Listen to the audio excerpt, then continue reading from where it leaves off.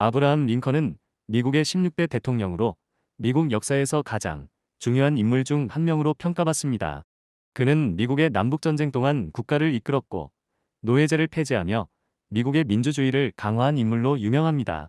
그의 삶은 가난 속에서 시작되었으나 불굴의 노력과 정치적 비전을 통해 세계사에 큰 발자취를 남겼습니다. 오늘은 그의 생애를 알아가보는 시간을 갖도록 하겠습니다. 켄터키주의 황량한 숲속에서 1809년 2월 12일 한 아이가 가난한 농가에서 태어났습니다. 그의 이름은 아브라함 링컨. 어릴 적 그는 책 한 권조차 손에 넣기 어려운 환경에서 자랐습니다. 어린 시절 링컨은 정식 교육을 고작 1년밖에 못 받았습니다. 그러나 그는 멈추지 않고 어둠이 깔린 밤이면 촛불 아래서 성경, 법률서적, 그리고 역사책을 읽으며 꿈을 키웠습니다. 링컨의 청년 시절은 험난했습니다. 나무를 베어 강을 떠다니는 뗏목꾼, 상점 점원, 우체국장, 측량사로 일하며 생계를 이어갔습니다. 이 모든 경험은 그에게 소박한 민중의 삶을 이해하는 밑거름이 되었습니다. 그는 독학으로 법률을 공부한 끝에 변호사가 되었고 진실과 정의를 지키는 변호사로 이름을 알렸습니다. 링컨은 젊은 시절부터 정의와 공정함을 중시했습니다. 1834년 일리노이 주의회 의원으로 선출되며 정치에 발을 들였고 이후 변호사로도 활동하며 사람들의 신뢰를 얻었습니다. 연설 때마다 그는 사람들에게 뚜렷한 비전과 논리로 감동을 주었습니다.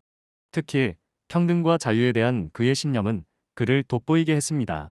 1858년 그는 상원의원 선거에서 스티븐 더글러스와 맞붙으며 미국 전역에 이름을 알렸습니다. 비록 선거에서는 패배했지만 그는 선거 연설을 통해 모든 인간은 평등하게 창조되었다는 신념으로 사람들의 마음을 사로잡았습니다. 1860년 링컨은 공화당의 대선 후보로 나섰습니다. 링컨은 대선에서 승리하여 미국의 제16대 대통령이 되었습니다.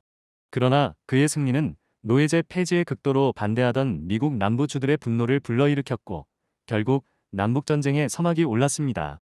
남부는 강경하게 노예제를 반대해온 정치인이 대통령이 된 것에 대해서 심하게 반발하여 당선 직후 차례로 연방 탈퇴를 선언하고 제퍼슨 데이비스를 아메리카 연합국의 대통령으로 선출했습니다. 하지만 링컨이 어느 주도 미연방에서 탈퇴하지 못한다라고 선언하며 이들을 반란군이라고 지정함으로써 그의 취임 한 달 만에 남북전쟁이 발발합니다.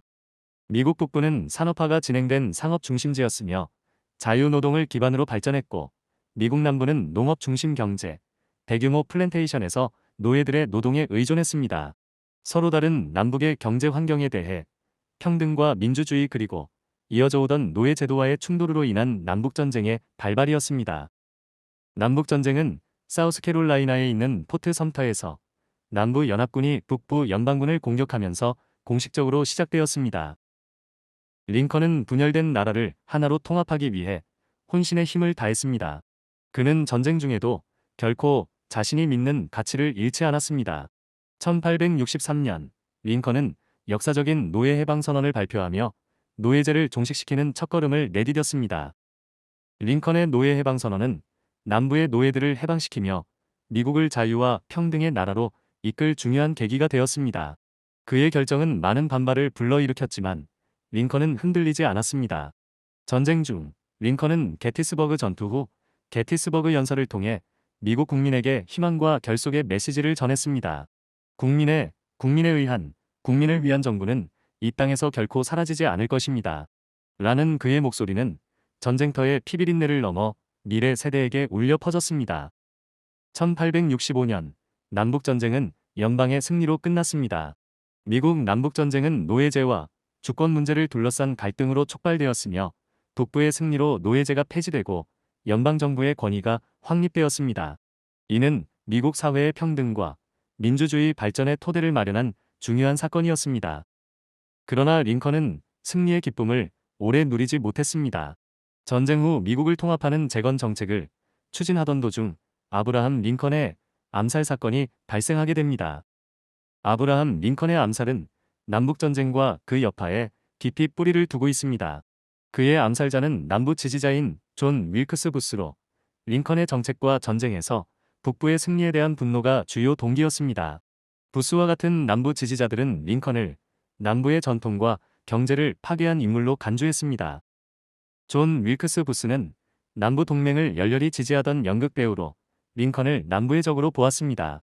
그는 남북전쟁을 연방의 폭력적 침략으로 간주하며 링컨이 남부를 굴복시킨 것에 대해 깊은 적개심을 품고 있었습니다.